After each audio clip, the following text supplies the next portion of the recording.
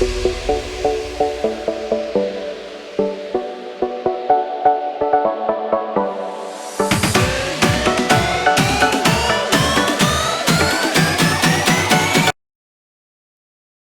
and welcome to CU Crossroads, a five-question series that looks at some of the changes and the go-forward trends and needs of credit unions and QSOs.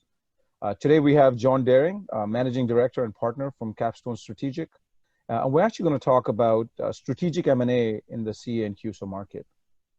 John, thank you for joining us. Can you tell us a little bit about Capstone Strategic and yourself?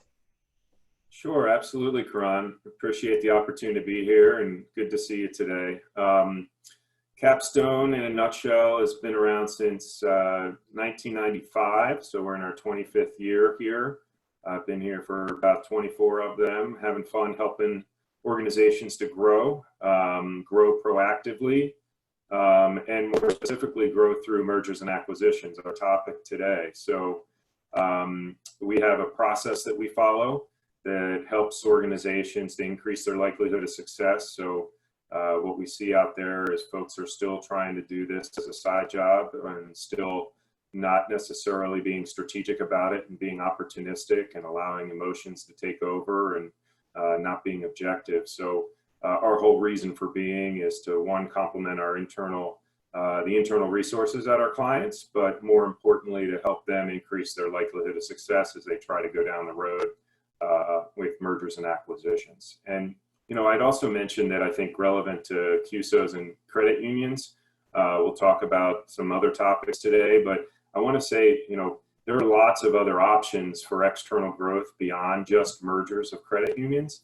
that we'll delve into today. And when I say external growth, it could be yes mergers, yes acquisitions, but it could be minority investments, it could be joint ventures, it could be licensing, it could be distribution partners, all sorts of external mechanisms to grow your organization and access things that you need to meet the members' needs or whatever the case may be. So appreciate it. Thank you. And full disclosure, I mean, we use Capstone Strategic whenever we have a tough ask internally. I mean, you all have been fantastic working with, we've really enjoyed that. That's you guys. Thank you for the so jumping right in. Absolutely. Yeah, so jumping right in, John, could you give a brief background on the recent, some of the M&A trends that we've seen in the CU and QSO market? Sure, we'll try to attack those as two different animals. Certainly, credit unions, I would say two main things. One, mergers continue. They're not at the pace that they used to. In the past, prior to, call it 2018, they were running in the range of 200 to 250 a year for a decade. In recent times, 2018 was under 200 at 192, 2019 was 142, 2020 starting out the year at a pace of about 9 or 10 a month, but you know that's to be determined what the next chapter looks like. But that's the clip. So if you're just annualizing the first quarter of activity here, you're going to be 120-ish for the year. But a lot of pundits think a little differently about what's going on in the world moving forward. On the credit union side, the other trend, part two of that, is more and more folks, especially in today's environment of zero interest rates, essentially, and not a lot of margin, are looking at external growth and M&A as a way to expand in non-interest income. And the best way to do that, flipping gears, is within the QSO vehicle, which is an amazing vehicle that's available to credit unions to help expand, either enter new marketplaces and or add breadth and solution and expertise. So that, since I've been in the credit union space for about 15 of my 24 years in the M&A business, 15 years in the QSO space, every year, consistently, we have seen more and more M&A activity as it relates to QSOs every year. And I feel like that particular opportunity is, one, underutilized, and two, given today's environment, can really provide credit unions an opportunity to open new growth pathways moving forward. You see things like partnerships with fintechs, all sorts of lending opportunities. You've seen M&A in your space and analytics over the past couple of years. AI is pretty hot right now. I think that one of the other areas that people are talking about now for QSOs is also folks banding it together regionally. Be it, we're working on several opportunities now, as I said, in various lending areas, collections, call centers, all sorts of outsourced opportunities where credit unions are utilizing QSOs for expertise and not building that solely in-house as well. So Like that a gives you a shared little service flavor. model. Oh, shared service, absolutely. I mean, that it's not just, again, mergers of credit unions is not the panacea for your challenges and problems, right? That's one tool in the toolbox, but there's so many other ways to team and collaborate in the credit union space, and I only see that tidal wave expanding. So. Yeah. Well, you said 200s or 250s and kind of working its way down a little bit over the last, even 2018 and 2019 pre-pandemic. What is driving some of these trends? Do you see this? Yeah. Sure. So dialing back the clock another, a decade back, there were 10,000 community banks. There were 10,000 credit unions, maybe a little longer than a decade now. Time's flying by. But now we're at 5,200, right? And around 5,000 community banks. So it's almost cut in half over that time frame. So the pace, the rate of these deals, obviously, when you have a lower base of the overall total, there's going to be less of an opportunity. Now, so that's one major, thing in the marketplace. The other trend, I guess, that's driving things here is, there's the macroeconomic side of things, and the whole ecosystem for financial institutions has evolved. It's now more global than ever before, right? It's not just a domestic or regional or a local kind of marketplace. Folks, I use a silly example all the time. You want to be there in the credit union space when folks are searching for a mortgage or some type of second, a HELOC product in the middle of the night on their couch, right, on their phone. That's a very different dynamic to set up a financial institution for success than it was a decade ago. So because of that, in the evolution and everything driving, digital and mobile and better decision making with analytics, all of those big trends, and now we're adding health and safety, right? That wasn't necessarily on the strategic session agenda before, and now is. Convenience and speed and all of those things are important. Because of that rapid change, you see in the credit union space a lot of folks trying to figure out how to be there for their members to provide better service and faster. So how do you do that? You can either build scale, right? You have the consolidation model where with incremental costs going down per unit with scale, you can provide more benefit and reinvest in. So that drives consolidation. What you're seeing on external growth and partnerships is access to expertise.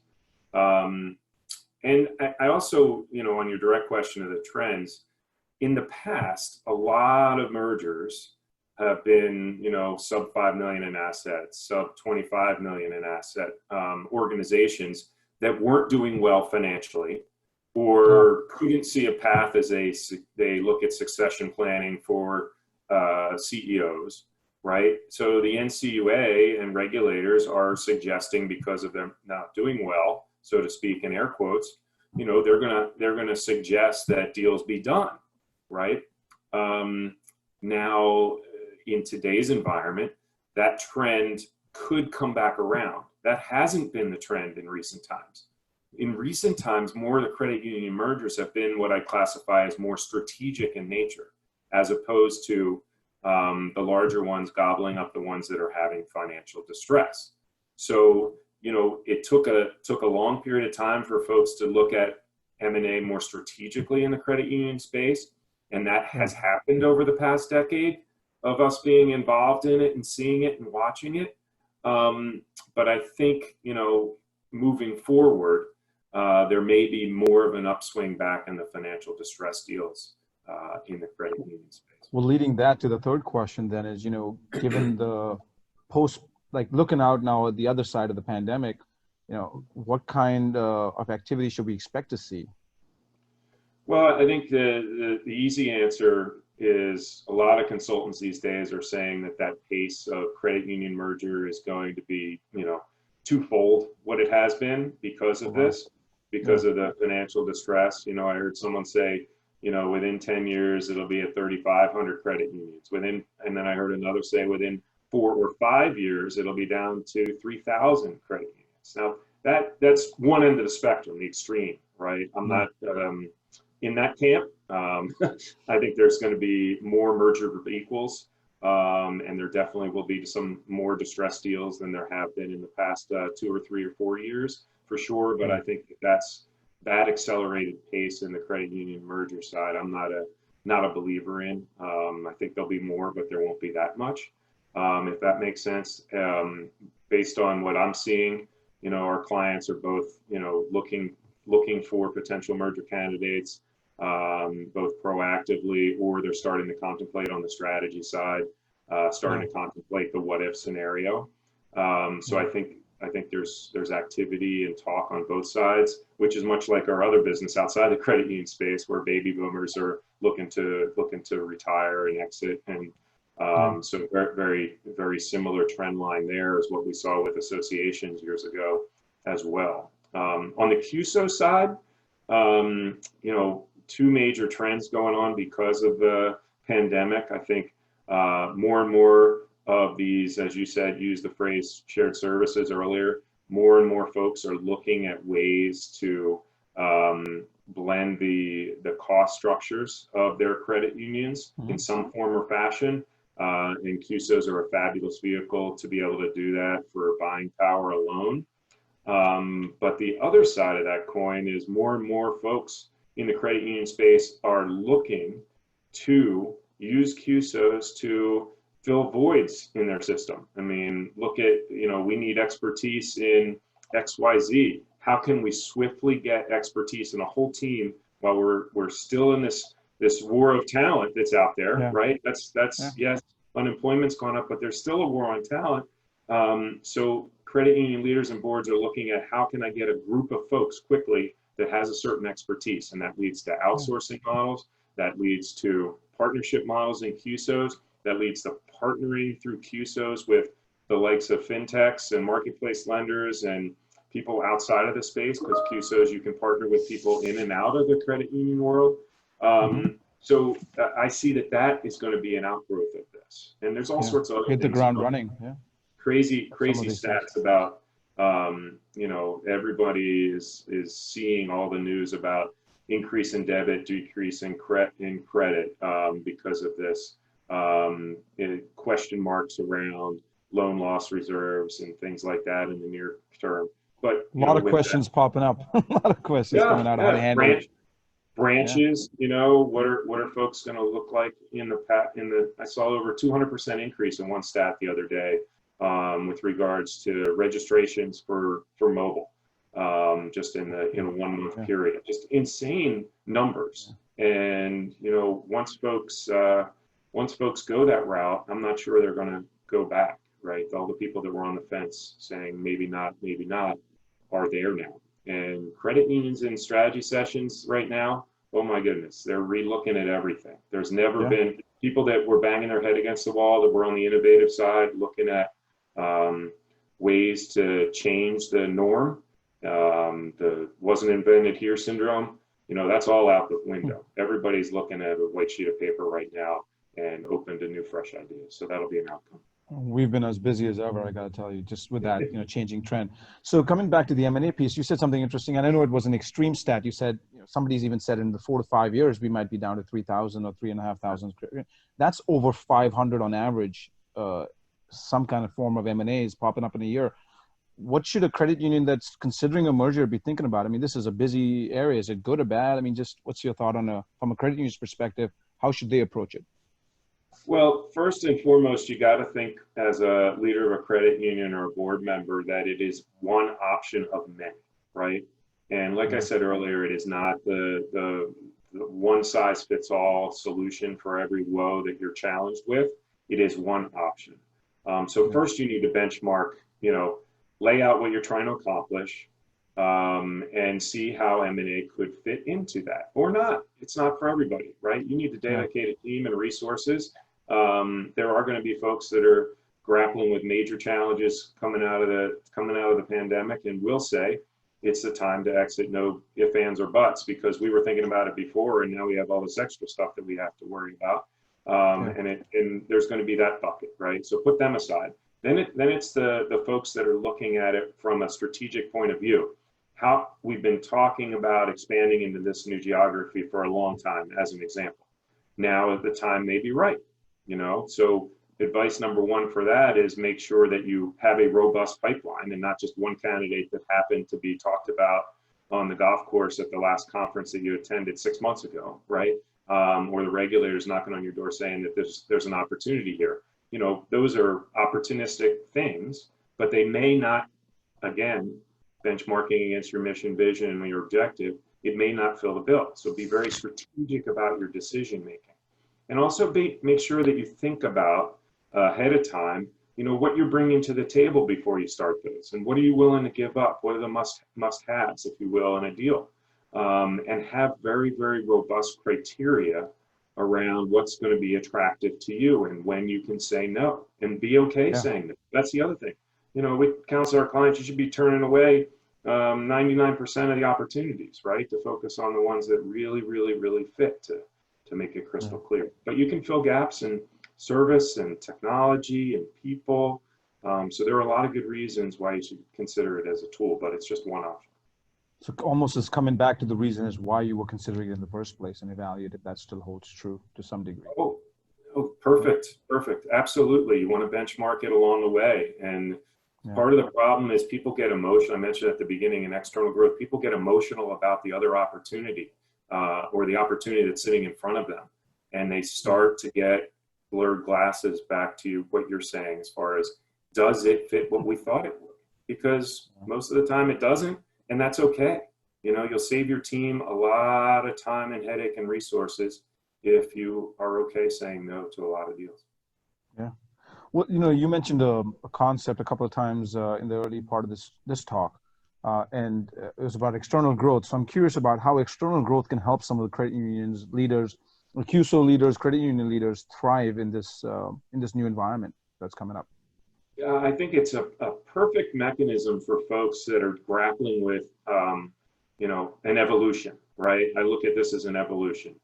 Any change breeds opportunity, right? So, again, if let's just say, for example's sake, that they've had on their whiteboard of initiatives to get to that, they need to do a better job with segmenting their membership and trying to move the product share of wallet from 1.7 products to 2.3 over a certain period of time.